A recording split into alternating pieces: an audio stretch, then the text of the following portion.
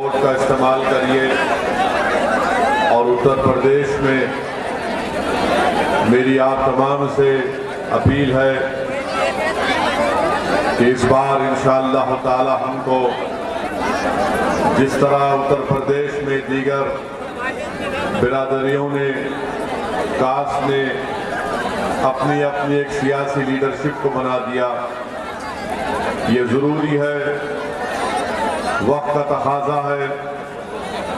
और हालात मुल्क के जो जिस तरीके से तेजी से तब्दीली पैदा हो रही है, आए दिन हम देखते हैं कि उत्तर प्रदेश में दलितों पर, मुस्लिम अक़लियत पर, कमज़ोरों पर हुकूमत की तरफ से, फ़िरक़ा परस्त तंजीमों की तरफ से जो मज़ालिम ढाए जा रहे हैं, जो नाइंसाफ़ियों के दौर से हमको गुजरना पड़ रहा है। मेरे अजीज़ दोस्तों, मेरे बुजुर्गों, मेरी इज़्ज़तदार माँ और बहनों, मेरी आपसे गुजारिश है कि उत्तर प्रदेश में मुसलमानों को अपनी एक सियासी लीडरशिप बनाना ज़रूरी है। और ये लीडरशिप जब आपकी दुआओं से, आपके वोट से बनेगी तो यकीनन भारत मजबूत होगा, उत्तर प्रदेश में मजबूती आएगी, फ़िरक़ा परस्ती में कमी होगी और जो मुसलमानों को उनका हक नहीं दिया जाता, हम उन हुकूक को हासिल कर पाएंगे। तो मेरी आप तमाम से ये अदबन गुजारिश है कि मुत्तहिदा तौर पर अपने वोट का इस्तेमाल करिए और मजलिस इत्तेहादुल मुस्लिमीन के उम्मीदवारों को कामयाब और कामरान करिए। मुझे यहाँ पर अभी हमारे विकास श्रीवास्तव साहब ने बताया कि आपकी विधानसभा में यहाँ पर बहुत से मसाइल हैं जिसकी लिस्ट हमको दी गई कि मदरसे जो जदीद कारी है उसके असातिज़ा को 2017 से उन टीचर्स को तनख्वाह नहीं दी गई, किसानों को खाद के लिए कतारों में लगना पड़ता है, लाठियां खानी पड़ती हैं और उनको खाद नहीं मिलती, मजबूरन किसान भाइयों को ब्लैक में खाद खरीदना पड़ता है। मैं पूछना चाहता हूं योगी सरकार से कि किसानों को यहाँ पर खाद क्यों नहीं फराहम की जा रही है और क्यों ब्लैक मार्केटिंग खाद की हो रही है, फर्टिलाइजर की हो रही है। ये पूरा बाराबंकी का जिला, यहाँ पर सबसे ज्यादा मेथी की खेती होती है, लेकिन आज तक यूपी में बीजेपी और योगी की सरकार ने मेथी की फरोख्ती के लिए कोई एमएसपी तय नहीं किया गया। मत्था मत्था मत्था हाँ पेपरमेंट, हाँ मेथा पेपरमेंट सही है, मेथा में पेपरमेंट जो उसका एमएसपी यहाँ पर तय नहीं किया गया। मेरे अजीज दोस्तों और बुजुर्गों, ये आपके विधानसभा के और बाराबंकी जिले के ये मसाइल हैं। अक्टूबर में यहाँ पर सरयू नदी के किनारे जितने गांव थे, अक्टूबर में इतनी बड़ी बारिश हुई, आप देखते हैं कि गन्ने की खेत मुतासिर हुई, क्या क्या वहां पर किसानों को तकलीफ नहीं उठाना पड़ा। उसका जो काम था वो काम भी योगी सरकार मुकम्मल नहीं कर सकी। मेरे अजीज दोस्तों और बुजुर्गों, इस जिले में बड़ी तादाद में हमारे अंसारी भाई रहते हैं, वो मेरी इस बात से मुत्तफिक होंगे कि हैंडलूम और पावरलूम को बुरी तरह से मुतासिर करके रख दिया गया, बल्कि एक्सपोर्ट पॉलिसी में तब्दीली के बाद आज उनको बहुत बड़ी तकालीफ और मुश्किलात का सामना करना पड़ता है। मेरे अजीज दोस्तों और बुजुर्गों, हमारे अंसारी भाइयों को आज आप देखते हैं कि बिजली की कीमतों में इतना इजाफा कर दिया गया कि आज वो अपना पावरलूम और हैंडलूम की वो छोटी इंडस्ट्री को भी नहीं चला पाते।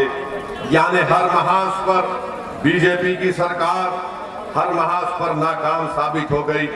और हद तो ये हो गई कि अगर हमारा कोई नौजवान बच्चा बैरूनी मुल्क जाना चाहता है काम करने के लिए और अगर पासपोर्ट बनाता है तो पासपोर्ट के लिए बगैर 1000 या 2000 रुपये रिश्वत दीजिए तभी उसका पासपोर्ट बनता है, उसका क्लियरेंस किया जाता है।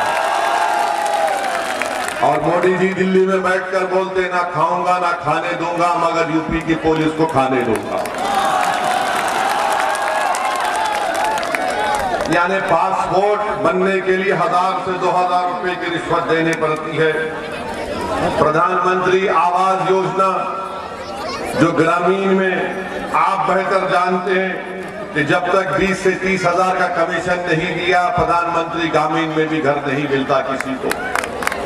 मेरे अजीज दोस्तों और बुजुर्गों, एक लंबी फेहरिस्त है कि यहाँ पर जो काम नहीं किए गए। यहाँ पर मजलिस के उम्मीदवार को जिला परिषद के इलेक्शन में कामयाबी भी मिली थी, मगर प्रशासन ने और हुकूमत ने हारने वाले को सर्टिफिकेट दे दिया जिसका ताल्लुक समाजवादी से था। इंशाअल्लाह ताला तुमने सर्टिफिकेट तो ले लिया, मगर इस विधानसभा में मजलिस कामयाब होगी और यहाँ से बीजेपी और तुमको हराएगी इंशाअल्लाह ताला। मेरे अजीज दोस्तों और बुजुर्गों, ना सिर्फ ये बल्कि यहाँ पर जो जिला दवाखाना है, वहां पर हमारे महिलाओं को अगर वो प्रेग्नेंट होती हैं, हामिला होती हैं, तो उनको वहां पर कई वैकेंसियां हैं डिस्ट्रिक्ट के अस्पताल में, मगर योगी सरकार उन वैकेंसीज को पूरा नहीं करती। और अगर कभी रात में खुदा ना खास्ता हमारी किसी बहन को अस्पताल जाने की जरूरत पड़ती, तो गवर्नमेंट के उस अस्पताल में कुछ नहीं होता, प्राइवेट अस्पताल में जाकर उनका इलाज कराना पड़ता। मेरे अजीज दोस्तों और बुजुर्गों, मेरी इज्जतदार माँ और बहनों, मैं आपको ये भी बताने आया हूँ कि पिछले 5 साल से बीजेपी की सरकार है और एक मंसूबाबंद तरीके से बीजेपी ने मुसलमानों में जो हमारे कुरैश बरादरी है और अंसारी बरादरी है, जो मुनकर भाई है, उनको माशी तौर पर बर्बाद करने की पॉलिसी बनाई गई। उनको बेरोजगार करने की पॉलिसी बीजेपी बनाती रही। आज आप देखते हैं कि उत्तर प्रदेश में जो कुरैश बरादरी के लोग हैं, उन पर गोश्त की पाबंदी लगा दी गई और जो फैक्ट्री स्लॉटर हाउसेस थे उनको बजाय रेगुलाइज किया जाता, उनको परमिशन दिया जाता, उसको बंद करके रख दिया गया, जिससे हजारों की तादाद में रोजगार मुतासर हुआ है। और फिर हमारे अंसारी भाई हैं, पावरलूम और हैंडलूम का मामला है, एक्सपोर्ट पॉलिसी बदल दी गई और उस एक्सपोर्ट पॉलिसी के बदलने की वजह से और बिजली में उसकी कीमतों में इजाफा करने से आज आप देख रहे हैं कि ये लोग भी आज परेशानी के आलम में अपनी जिंदगी को गुजार रहे हैं। यही बाराबंकी के जैदपुर शहर में वो विधानसभा भी है, वहां का हैंडलूम मशहूर था, मगर आज आप जाकर देखिए सिर्फ 1000 हैंडलूम के बचे हुए हैं। वरना एक जमाने में वहां का जो बनता था कपड़ा वो सारी दुनिया में जाता था। इसका जिम्मेदार कौन है? इसका जिम्मेदार बीजेपी की सरकार है। मेरे अजीज दोस्तों और बुजुर्गों, वहीं पर आप देखते हैं कि पुलिस के जरिए से कस्टोडियल डेथ होती है, उस पर बीजेपी की सरकार कोई हरकत नहीं करती, बल्कि जिम्मेदारी के साथ कह रहा हूं कि अफसोस इस बात का होता है कि अगर कस्टोडियल डेथ में मरने वाले का नाम अगर मुसलमान होता है तो हुकूमत की तरफ से उन पुलिस अहदेदारों पर कोई कार्रवाई नहीं की जाती। गोरखपुर में गुप्ता साहब को पुलिस कस्टडी में पुलिस के जुल्म से उनकी मौत वाक़ई हो गई। हमने भी उसका कंडेम किया, उसकी मजम्मत की। तो प्रदेश के मुख्यमंत्री गुप्ता परिवार के पास पहुंच जाते हैं, 50 लाख का चेक देते हैं और उसके बाद उन खाती पुलिस वालों को सस्पेंड के साथ गिरफ्तार भी कर लिया जाता है। लखनऊ में एक आलाजाद के बच्चे का गलत तरीके से एनकाउंटर करके उसकी मौत के घाट उतार दिया जाता है। हमने भी उसका कंडेम किया, मगर वो बच्चा आलाजाद का था, इसीलिए मुख्यमंत्री ने पुलिस वालों को सस्पेंड के साथ गिरफ्तार भी कर दिया। मगर अब यही बीजेपी की सरकार में अल्ताफ नामी बच्चे को कासगंज की पुलिस स्टेशन में उसको लाया जाता है, इसलिए लाया जाता है पुलिस की तरफ से कासगंज की तो उस पर इल्जाम लगा दिया गया कि वो किसी एक बच्ची को लेकर भागा था।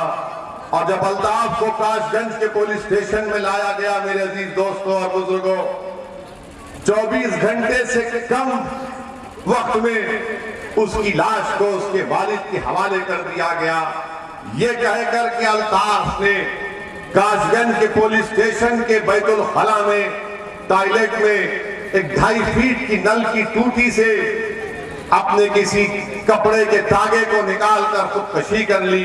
मेरे अजीज दोस्तों और बुजुर्गों, मालूम यह हुआ कि अल्ताफ की खुदकशी उस नल के टूटी से नहीं हो सकती 2.5 फीट की। उसका वालिद खुद पुकार कर कहता रहा कि मैंने पुलिस के बोलने पर अपने बेटे को पुलिस स्टेशन लेकर गया। आप बताइए कि पुलिस स्टेशन में अल्ताफ को मार दिया जाता है और कोई एक्शन नहीं लिया जाता सिवाय इसके कि उनका ट्रांसफर कर दिया गया या उनका सस्पेंशन हो जाता है। कोई अल्ताफ के परिवार से जाकर न मुख्यमंत्री मिलते हैं, न ये बड़ी बड़ी सियासी पार्टियां जो अपने आप को सेकुलर कहती हैं, उनके लोग जाकर अल्ताफ के पीड़ित परिवार से मुलाकात नहीं करते। ना उनके भाषणों में अल्ताफ की मौत का जिक्र होता है। मेरे अजीज दोस्तों और बुजुर्गों, मीडिया ने ये देखना लिखना भूल गई कि जो इस बच्ची के को अल्ताफ पर इल्जाम था कि उसने उस बच्ची को लेकर भागा था, वो कम उम्र नहीं थी, वो 18 साल से बड़ी उम्र की लड़की थी, मगर अल्ताफ की जान चले गई। आज एक बाप अपनी औलाद से महरूम हो गया, एक माँ बाप अपने बुढ़ापे का सहारा भूल गए, मगर कोई अल्ताफ की आवाज उठाने के लिए तैयार नहीं है। उन्नाव का फैसल 17 साल का बच्चा जो तरकारी बेचता था, उसको पुलिस स्टेशन में उसकी मौत हो गई, मगर उसके खिलाफ उन पुलिस के औहदेदारों के खिलाफ कोई एक्शन नहीं लिया जाता, ना उनको गिरफ्तार किया जाता है।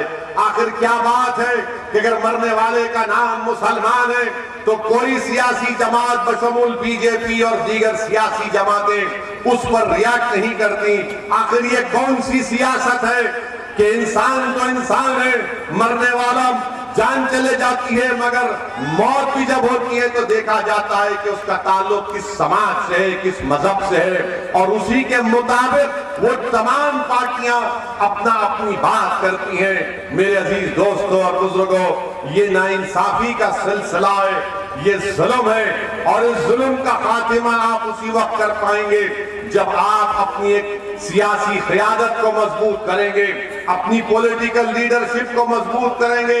याद रखो उत्तर प्रदेश के मेरे मुसलमानों, अगर तुम इस जुल्म का खात्मा करना चाहते हो तो सियासी ताकत बनो। मेरे पास कोई जादू की छड़ी नहीं है, मगर मैं तुमसे जो कुछ कह रहा हूं पूरे इखलास के साथ आपके सामने ये कह रहा हूं कि उत्तर प्रदेश हो या भारत हो, यहाँ पर हमको अगर अपने मसाइल को हल करना है, जमहूरियत और भारत का संविधान आपको इस बात की इजाजत देता है कि आप अपने वोट से अपने कैंडिडेट को कामयाब करें। उत्तर प्रदेश के मुसलमानों, क्या तुमने नहीं देखा कि कैसे समाजवादी ने यादवों को मुत्तहिद किया और समाजवादी पार्टी के बाप और बेटे मुख्यमंत्री बन गए? उत्तर प्रदेश के मुसलमानों, क्या आपने नहीं देखा कि कैसे काशीराम ने अपनी जिंदगी को अपने दलित समाज को उठाने के लिए लगा दी? आज उस समाज का एक नहीं कई मर्तबा बहन जी उसकी मुख्यमंत्री बन गई उत्तर प्रदेश की। उत्तर प्रदेश के मुसलमानों, क्या तुम नहीं देख रहे हो कि उत्तर प्रदेश में ठाकुरों की एक सियासी ताकत है? उत्तर प्रदेश के मुसलमानों, क्या तुम ये नहीं देख रहे हो कि ब्राह्मण समाज की एक सियासी ताकत और अहमियत है? उत्तर प्रदेश के मुसलमानों, क्या तुम नहीं देख रहे हो कि राजभर और बनियों की एक सियासी ताकत है? उत्तर प्रदेश के मुसलमानों, बताओ क्या कुर्मियों की ताकत नहीं है? ये बाराबंकी का जिला है, यहाँ पर समाजवादी के बहुत बड़े बेनी प्रसाद वर्मा लीडर होते थे। क्या बेनी प्रसाद वर्मा ने अपनी जिंदगी नहीं लगा दी यहाँ पर कुर्मी समाज को उठाने के लिए, उनको सियासी ताकत दिखाने के लिए? बताओ उत्तर प्रदेश के मुसलमानों, तुम 19% हो और उसके बावजूद भी ना तुम्हारी वोट की अहमियत, ना तुम्हारी जान की कीमत, ना तुम्हारे मसाइल का हल, ना नौजवानों के लिए रोजगार का कोई मसला। पुलिस का जुल्म होता है तो कोई आवाज नहीं उठाता। उत्तर प्रदेश के मुसलमानों, अगर ये तमाम मसाइल की आपको शिकायत है है, तो मेरी आपसे गुजारिश है कि मर्ज का इलाज हमारे पास है, ये मर्ज का इलाज हमारे पास है, और उस मर्ज का इलाज न समाजवादी पार्टी के पास है, न कांग्रेस के पास है। इस मर्ज का इलाज, ये मर्ज याद रखो, ये मर्ज बहुत बढ़ चुका है, ये मर्ज, ये डिजीज बहुत बढ़ चुकी है। अब इस मर्ज का इलाज करना है। इलाज आप कैसे करेंगे? जज्बाती तकारीर से नहीं, नारों से नहीं, थाली मार कर नहीं, बल्कि अपनी पार्टी के उम्मीदवारों के हक में वोट देकर, उनको विधायक बनाकर, उनको असेंबली में भिजाकर, उनको सांसद बनाकर, पार्लियामेंट में भिजाकर, इस मर्ज का इलाज सिर्फ यही है कि मुत्तहिद हो जाइए, अपने वोट से अपने पार्टी को और अपने कैंडिडेट्स को कामयाब करिए। बेनी प्रसाद वर्मा ने जिंदगी लगा दी अपनी कुर्मी समाज को खाने के लिए। आज उत्तर प्रदेश में कुर्मी समाज को इज्जत की निगाहों से देखा जाता है। बताओ उत्तर प्रदेश के मुसलमानों, तुम्हारी जान की कीमत नहीं, तुम्हारी वोट की अहमियत नहीं, तुम्हारे कोई मसाइल पर नहीं किया जाता। और जब कभी चुनाव आते, अब आ रहा है विधानसभा का चुनाव, तो ये हमारे कौम में जो दल्लाल हैं, जिनको आप दल्ले कहते हैं, ये तमाम के तमाम दल्ले आएंगे और उत्तर प्रदेश के मुसलमानों से कहेंगे ये हमारी जिंदगी और मौत का इलेक्शन है। कहेंगे, कहते हैं ना कि हमारी जिंदगी मौत का इलेक्शन है। मुसलमानों, क्या 2014 का इलेक्शन जिंदगी मौत का नहीं था? क्या 2007 का विधानसभा का चुनाव जिंदगी मौत का नहीं था? क्या 2002 का विधानसभा का चुनाव जिंदगी मौत का नहीं था? क्या 2017 का चुनाव जिंदगी मौत का नहीं था? क्या 2019 का चुनाव जिंदगी मौत का नहीं था?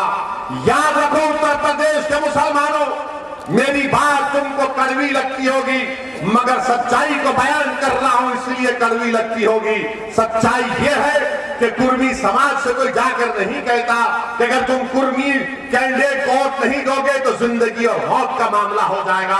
कोई यादवों को जाकर नहीं कहता कि अगर तुम यादव को वोट नहीं दोगे तो जिंदगी और मौत की बात हो जाएगी। कोई ब्राह्मण समाज के लोगों को जाकर नहीं कहता कि वोट नहीं दोगे तो जिंदगी और मौत की बात हो जाएगी। कोई ठाकुरों से जाकर नहीं कहता कि अगर ठाकुर को वोट नहीं दोगे तो जिंदगी और मौत की बात हो जाएगी। कोई राजभरों से जाकर नहीं कहता। आखिर उत्तर प्रदेश में 19% मुसलमानों को क्यों डराया जाता है मौत से? क्यों डराया जाता है कि चुनाव आ गए, जिंदगी और मौत का बात हो गई? असदुद्दीन अवैसी आता उत्तर प्रदेश को।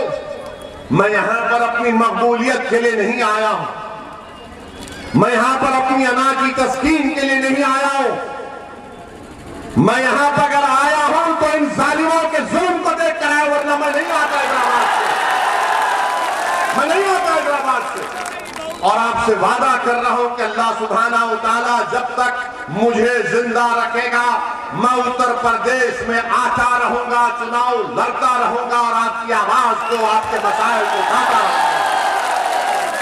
अब चुनाव आ रहे तो ये दल्ले पुकार रहे, जो कभी दिल्ली में, तो कभी लखनऊ में, तो कभी पूर्वांचल में, तो कभी वेस्टर्न यूपी में बैठकर आकर कहते हैं, कानों में जिस तरह शैतान कहता है, खुसखुस जैसे शैतान करता है।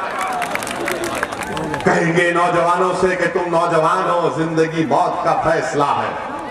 बुजुर्गों से कहेंगे जिंदगी मौत की बात है।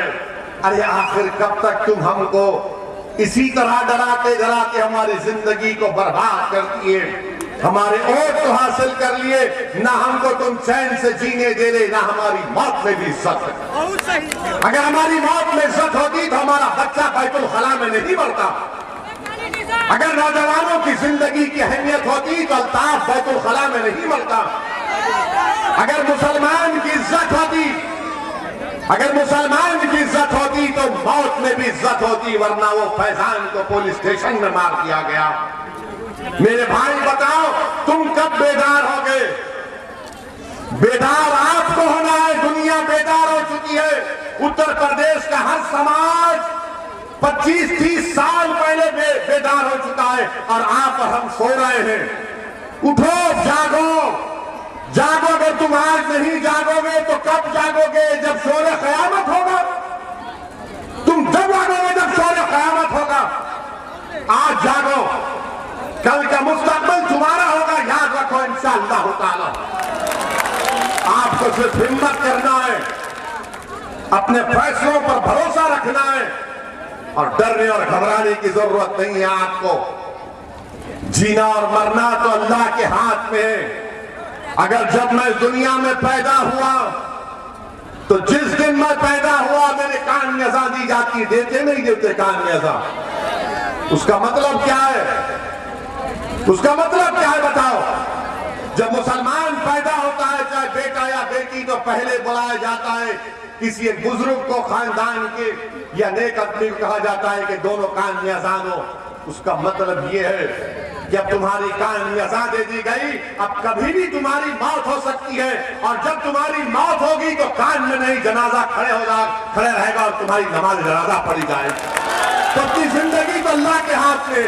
मौत तो बरक है, मौत तो बरक है, कोई नहीं बचेगा। असदुद्दीन ओवैसी भी जाएंगे दुनिया से, योगी भी जाएंगे, मोदी भी जाएंगे, अखिलेश भी जाएंगे, सब जाएंगे, सब जाएंगे। दुनिया से कोई नहीं बचेगा, सब जाएंगे। मगर जिंदगी का मियार, जिंदगी तुमने कैसे गुजारी वो देखो। मैं आपसे सिर्फ यही दर्दमंदाना गुजारिश करने आया हूं कि डर डर कर वोट मत दो इन लोगों को, डर डर कर वोट मत दो। ये कुछ नहीं किए, वोट तो ले लिए। बताओ, वोट तो ले लिए, हासिल क्या किया? मेरे अजीज दोस्तों और बुजुर्गों, मेरी सरदार माँ और बहनों, यहां की विधानसभा में 5 साल पहले समाजवादी पार्टी से जो उम्मीदवार थे गोप साहब, क्या आपने यहां पर जो बीजेपी का विधायक है उसको वोट दिया, समाजवादी के कैंडिडेट को वोट दिया? बताओ, सरगांव में समाजवादी को दिया ना आपने? दिया ना आपने? तब भी वो 22,000 से कैसे हार गए? कैसे हारे 22,000 से वो? कैसे हारे 22,000 से वो? और आपको मालूम कि 2012 का जब विधानसभा का चुनाव हुआ तो बीजेपी दूसरे नंबर पर नहीं थी, चौथे नंबर पर थी। यहां पर 2012 से 17 में बीजेपी जीतती है, 22,000 वोट से जीतती है। आप तमाम मुसलमानों ने वोट दिया मगर बीजेपी को नहीं दिया, आपने किसी और को दिया। इस बुनियाद पर दिया कि जिंदगी मौत की बात है, जिंदगी मौत की बात है, आपने दे दिया, झोली भर भर कर दी। उसके बावजूद भी यहां से वो हार गए। क्यों हारे? इसलिए हारे कि समाजवादी पार्टी को दूसरों का वोट नहीं मिला। ये हकीकत है, इससे कोई इनकार नहीं किया जा सकता। लोकसभा का चुनाव हुआ 2019 का, यहां से बीजेपी के एमपी उम्मीदवार जीत गए, 1 लाख वोट से जीते। अब बताओ, क्या आपने वोट नहीं दिया था? यहां से सपा और बीएसपी का अलायंस था 2019 में, 17 में अखिलेश और राहुल का अलायंस था, 19 में अखिलेश और बहन जी का था, 5 साल पहले विधानसभा में अखिलेश और राहुल का था। जब अखिलेश और राहुल मिले तो 22,000 वोट से हार गए। जब अखिलेश और बहन जी मिले तो यहां से बीजेपी का कैंडिडेट 1 लाख वोट से लोकसभा की सीट पर जीत गया। किसके वोट नहीं मिल रहे इन लोगों को? और आपको क्या है, हम मुसलमान हैं, हमको डालना है। आपके लिए तो ऐसा लग जाता है कि नमाज फर्ज है तो वो तेरे वोट भी इनको डालना फर्ज है। सेकुलर पार्टियों, नमाज फर्ज है, इनको वोट डालना फर्ज नहीं है। उनको वोट डालो जो तुम्हारे लिए लड़ेंगे, जो तुम्हारे मसाइल को उठाएंगे, तुम्हारे बच्चों के स्कूल का मुतालबा करेंगे, जो तुम्हारी तरक्की की बात करेंगे। ये लोग सिर्फ वोट लेते और उसके बाद गायब हो जाते। अब जब मजलिस आकर इलेक्शन लड़ रही है तो हम पर इल्जामात की बौछार लगा दी जाती। हम पर क्या क्या इल्जाम नहीं लगाते, मगर हमको उसकी फिक्र नहीं है। मैं आपसे सिर्फ यही गुजारिश करने आया हूं कि मुत्तहिद रहिए, अपने वोट का इस्तेमाल करिए। मेरे अजीज दोस्तों और बुजुर्गों, हमारा उत्तर प्रदेश में पहला काम और मिशन ये है कि बीजेपी की सरकार दोबारा उत्तर प्रदेश में ना बने और बाबा मुख्यमंत्री ना बने, बल्कि बाबा गोरखपुर में जाकर मत में बैठ जाए। ये हमारी पहली कोशिश है। और दूसरी हमारी कोशिश ये है कि जहां मजलिस का उम्मीदवार होगा वहां पर उसको कामयाब करने के लिए हम पूरी कोशिश करेंगे। आपका साथ, आपकी दुआओं की जरूरत है। अगर आपका साथ होगा, आपकी दुआएं रहेंगी, तो इंशाअल्लाह ताला मजलिस इत्तेहादुल मुस्लिमीन के उम्मीदवार की कामयाबी होगी। हम चाहते हैं कि बाबा दोबारा मुख्यमंत्री ना बने और इंशाअल्लाह ताला हम पूरी कोशिश करेंगे। मगर मेरे अजीज दोस्तों और बुजुर्गों, अभी 2 दिन पहले बीजेपी ने किसानों के कानून को वापस ले लिया किसानों के कानून को। और फिर देश के सामने आकर देश के प्रधानमंत्री, वजीर आजम, प्राइम मिनिस्टर ने कह दिया, क्या कहा कि हमारी तपस्या में कुछ कमी थी होगी। सुना था ना आपने? क्या कहा देश के प्रधानमंत्री? हमारी तपस्या में कोई कमी थी होगी। हाय मोदी जी, क्या एक्टिंग करते हैं आप। हाय गनीमत है फिल्म इंडस्ट्री में नहीं गए, वरना पूरे बेस्ट एक्टर के अवार्ड वही जीत जाते। पॉलिटिक्स में आ गए बेचारे, एक्टर बच गए। तपस्या में कमी थी। 750 किसान मर गए, अपनी जान दे दिए। तपस्या तो वो कर रहे थे 1 साल से, जो अपना मैदान नहीं छोड़े, अपनी जमीन को नहीं छोड़े, निजात कर रहे थे। मोदी जी, आपको हमेशा अपने आप को हीरो बनाने का बड़ा शौक है। माने हर चीज अपने पे ले लेते हैं। मैंने तपस्या में कमी थी हमारी। कौन सी तपस्या आपकी? आप तो 300 MP के ऊपर गलत काला कानून बना दिए। जब किसानों ने कबूल नहीं किया, आपने उन किसानों पर क्या क्या इल्जाम नहीं लगाया? खालिस्तानी है, ISI की है, पैसा आता है, बकवास, सब अनाप शनाप। और उसके बाद देख लिया कि मेरी इमेज में कमी आ रही है, मेरे खिलाफ। ये मोदी ने महसूस कर लिया कि मुझे किसानों का दुश्मन करार दे रहे हैं, तो मोदी ने 24 की तैयारी के लिए कानून को वापस ले लिया। 2024 के चुनाव के लिए आज मोदी ने उस कानून को वापस ले लिया। और ये इनकी तैयारी है। और बोल रहे कि मेरी तपस्या में कमी। क्या तपस्या किया? 700 किसान मर गए। और फिर कोई इनका बीजेपी का कोई मंत्री कहता है कि कानून है, जुड़ते हैं, बनते हैं, फिर बनाएंगे किसानों के साथ हम पूरे रोड पर निकल कर आकर ठहरेंगे इंशाअल्लाह ताला। मेरे अजीज दोस्तों और बुजुर्गों, ये बीजेपी के कारनामे, बेरोजगारी भारत के नौजवानों का मुकद्दर बन गया। 6% अनएम्प्लॉयमेंट है। उत्तर प्रदेश की विधानसभा में मंत्री खड़े होकर कहता है कि उत्तर प्रदेश की बेरोजगारी के अनएम्प्लॉयमेंट रजिस्टर में 36 लाख नौजवानों के नाम लिखे। 36 लाख जिनको रोजगार चाहिए। आपने लॉकडाउन किया, बर्बाद कर दिया। GST किया, बर्बाद कर दिया। नोटबंदी की, गरीब बर्बाद हुआ, दौलतमंद को कुछ नहीं हुआ। अब एक और खुशखबरी, देश के प्रधानमंत्री देश से कह रहे हैं कि अगर कपड़ा खरीदोगे, जूता पहनोगे तो महंगाई कर दी। उसमें भी GST बढ़ा दिया। जूता और कपड़े पर GST बढ़ा दिए। अरे कितना खून चूसोगे आप? पेट्रोल डीजल आसमानों को छू रहा है कीमते। अब कपड़े और जूते पर भी GST बढ़ा दिया गया। मगर बीजेपी का ऑर्डर क्या करेगा? आप वो बीजेपी का ऑर्डर अब क्या करेगा, ये देखना पड़ेगा।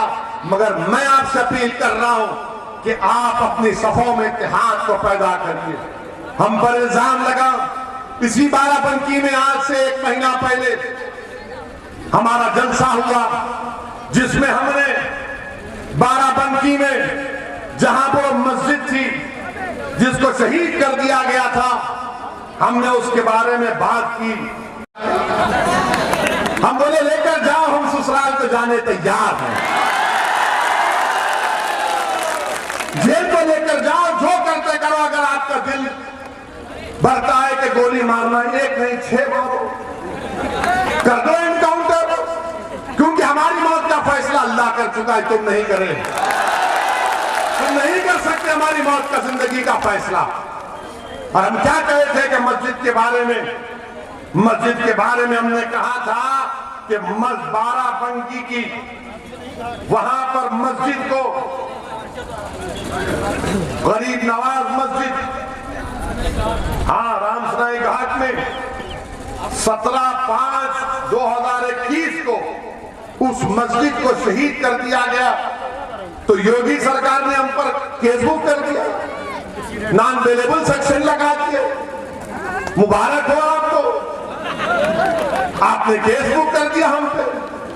हम तो इंतजार में थे कि आप हमको ले जाकर अपना मेहमान बना लेते अपने दामाद को, आपने नहीं किया।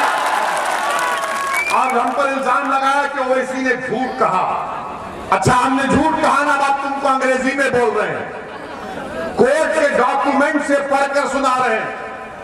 बाबा सुन लो जरा, हाई कोर्ट का ऑब्जर्वेशन क्या था। हाई कोर्ट ने कहा, from the averments made in the contempt petition as also the submission advanced prima facie it appears that the demolition of the mosque in question on 17/5/2021 by the respondent number 2 station house officer Ramsnahi Ghat Tehsil and district Barabanki as stated is in violation of direction number 4 and 5 of the order dated 22/4/2021।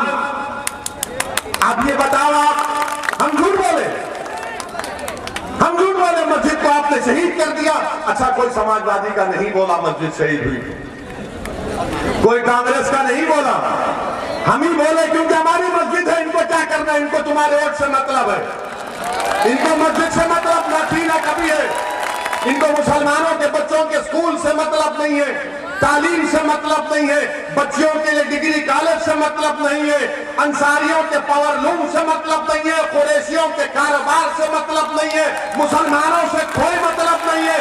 मतलब है तो तुम्हारे vote से सिर्फ, क्योंकि जिंदगी और मौत का बात है। मस्जिद जिंदगी और मौत नहीं है हमारे लिए। मस्जिद तो इबादत गाह है ना हमारी, बगैर किसी वजह के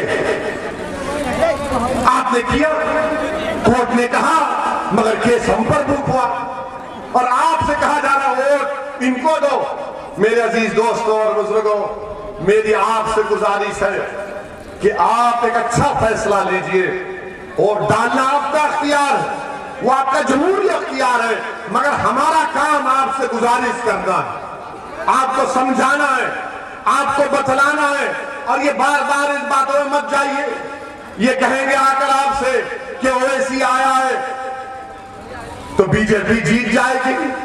अरे भैया, हम नहीं लड़े यहां से, तो कैसे 22,000 वोट से बीजेपी जीत गई? हम लोकसभा का चुनाव नहीं लड़े, कैसे जीत गई बीजेपी? जब नहीं बोलेंगे, समाजवादी पार्टी के अखिलेश यादव के परिवार के 3 लोग इलेक्शन हार गए, कोई नहीं बोलता, कैसे हारे वो? मुलायम सिंह यादव साहब, इनके बारे में क्या कहूं मैं? अगर बेनी प्रसाद वर्मा ने मुलायम सिंह और समाजवादी पार्टी के बारे में जो बातें कही है, तो समाजवादी पार्टी के लोगों की आज की रात की नींद हराम हो जाएगी। इतनी बातें बेनी प्रसाद वर्मा ने समाजवादी पार्टी और मुलायम सिंह के बारे में कही थी। मगर मेरे अजीज दोस्तों और बुजुर्गों, हम आपसे ये अपील करने आए हैं कि मुत्तहदा तौर पर अपने वोट का इस्तेमाल करिए, डरने और घबराने की जरूरत नहीं है। और हम मोदी जी को भी बताना चाहेंगे, बीजेपी को बताना चाहेंगे कि जिस तरह आपने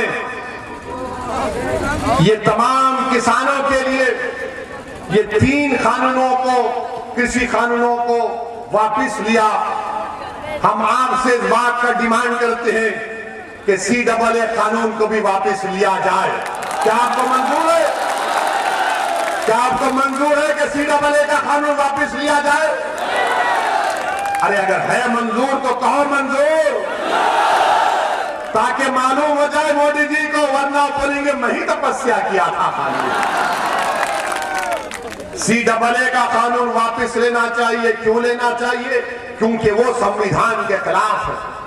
वो संविधान जिसको बाबा साहेब अम्बेडकर ने बनाया था, जिसमें मजहब की बुनियाद पर कानून नहीं बनाया जा सकता, बीजेपी ने मजहब की बुनियाद पर भारत के संविधान में फंडामेंटल राइट की इक्वालिटी है, बराबरी का हक एक फंडामेंटल राइट है। उस कानून, उस फंडामेंटल राइट के खिलाफ कानून बनाया गया और हम मुतालबा करते हैं कि CAA कानून को भी वापस लिया जाए।